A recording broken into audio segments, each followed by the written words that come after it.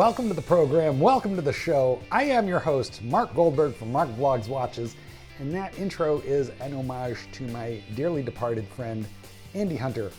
Okay, a couple bits of housekeeping. First, please like and subscribe. I would like to do this with you again in 2022, so go ahead and hit the subscribe button so we can see one another. Don't tell your wife, I won't tell. And if you're a fan of this channel and you want to support me, buy a copy of my book, available wherever books are sold. If you're a dog lover, if not, buy it for a dog lover. Okay, guys, now we move on with a quick fist watch check before we jump into the meat and potatoes of this video. Let's go ahead and get that out of the way, and here we go.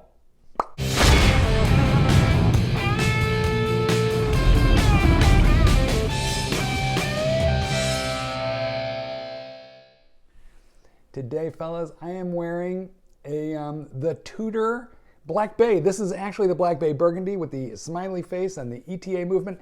This is the watch that started the entire Black Bay craze.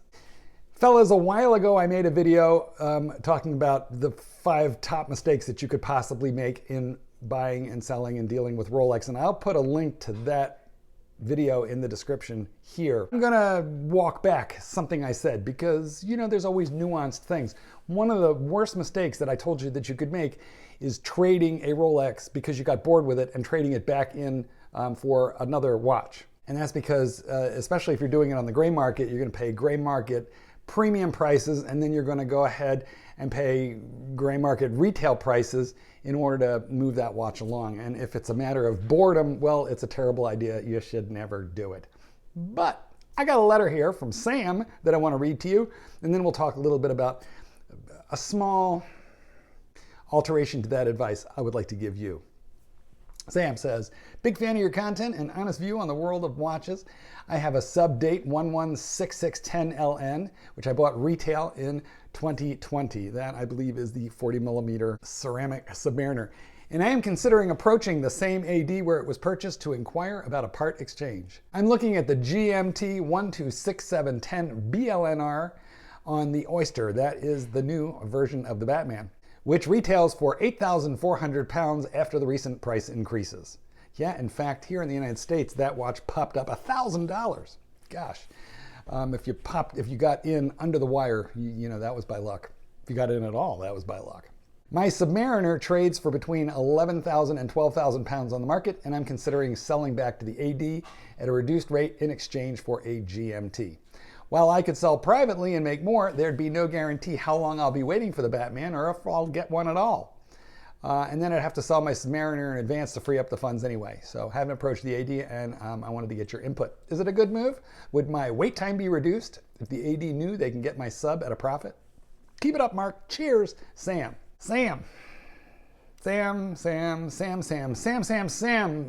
First, I'm going to tell you how to do this if you're bound and determined to do it. But the first thing I'm going to tell you, Samuel-san, is don't do it, okay? My advice is don't do it at all.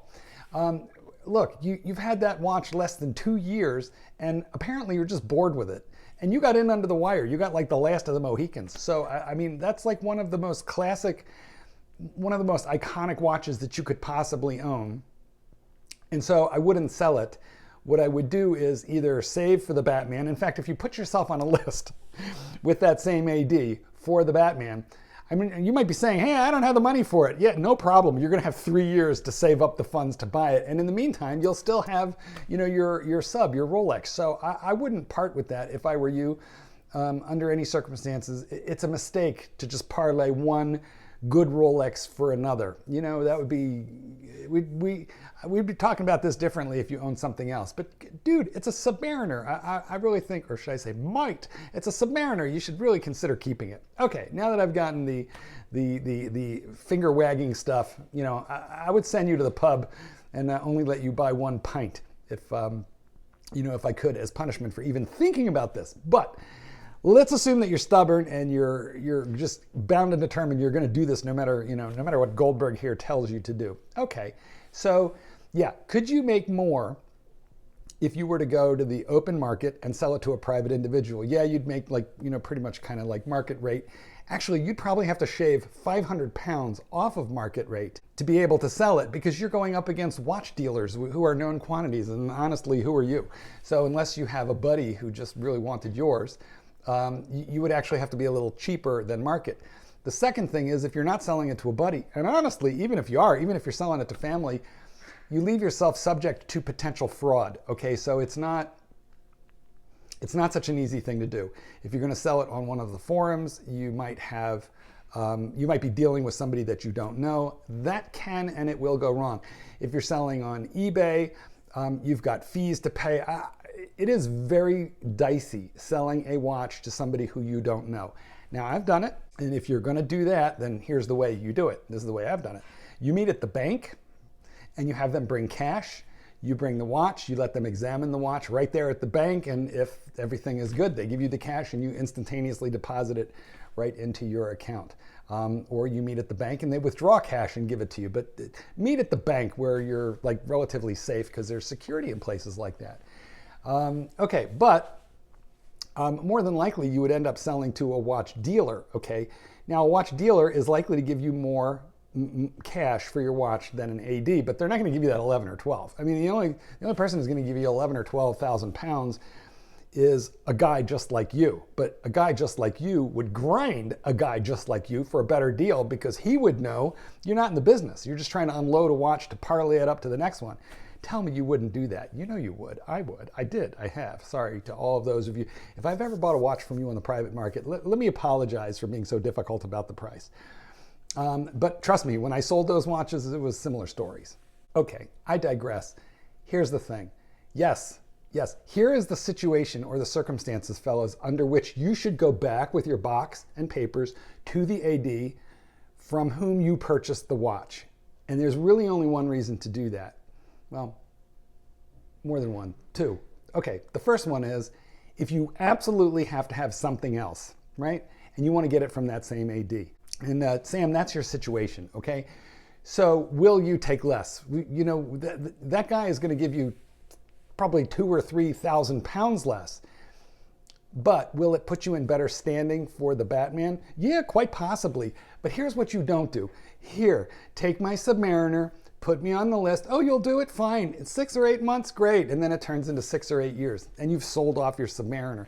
What I would do is I would go in there, I would talk to the salesperson that you bought the watch from, and I would tell them I have everything for this watch, full set, but I want to continue to wear it because I love me a Rolex, and I'm going to wear this baby until you supply me with the Batman. But that day I'll come in and we'll do the trade, and I'll pay the differential in cash. And can you give me an idea right now as to what we would be looking at in terms of purchase price on this one versus that one, and the cash differential? The price could vary a little bit if things go crazy and they pop up, or they could slow down a little bit and you might receive a little bit less. But what I would do is I would gently tie one transaction to the other. Now, you got to be a little suave. You got to be a little sophisticated. You got to be 007 to make that one work. You can't go in there like, hey, let me tell you something, okay? You give me my watch and I'll sell you this next one, and that's the way it's going to go down. You can't be pushy like that. But you can go in there, and like I said, look, I love my Rolex. I'm going to wear this thing until the new one comes in. Can we do a deal like this? Because I really can't be without a Rolex. It gives me the chance to talk up your store all the time. Anyway, then let me know when I can come back in and get the new one, and then we'll do the deal. That's how you do this, my friend. And that is one of the only 2 reasons that I can think of where you should be selling your watch at all, let alone back to the AD. The second reason is, let's assume for a quick second that you bought the watch within a year. So this watch is 1 year old or less. And for whatever reason, you need to part with it, and you're not just immediately turning it around into a new watch. I would go back to the AD and at least discuss it with them, because if a watch with their serial number registered to them through Geneva, Switzerland hits the aftermarket, and if their Rolex rep finds out about it, the AD is not going to be too happy with you, and you will have blown up the relationship. So, I mean, look, if it's a 3-year-old, 4-year-old watch, I don't think it's going to matter all that much one way or the other. I mean, you might still give your AD a shot at it if there's something that you want to get in line for, something hot. But if you have a newer watch, and if that hits the market, that serial number comes back to Rolex, that's going to have negative impact. It's going to be like a black mark against your AD, and they're going to hold that against you. So I would say just be really careful with the newer watches. What that means is, guys, don't be a flipper. Don't churn and burn. Don't pump and dump. Don't run through your watches. And in fact, Sam, I think you should hold on to the Submariner that you have and go get in line for the Batman. It might take a couple of years to get it, but it just gives you time to save up and buy. Guys, did I give Sam good information? What would you do in his place? Let's talk about this in the comments. Thanks for joining me. Don't forget to subscribe so we can date again in 2020. This is Goldberg. Peace out. Paint the sky.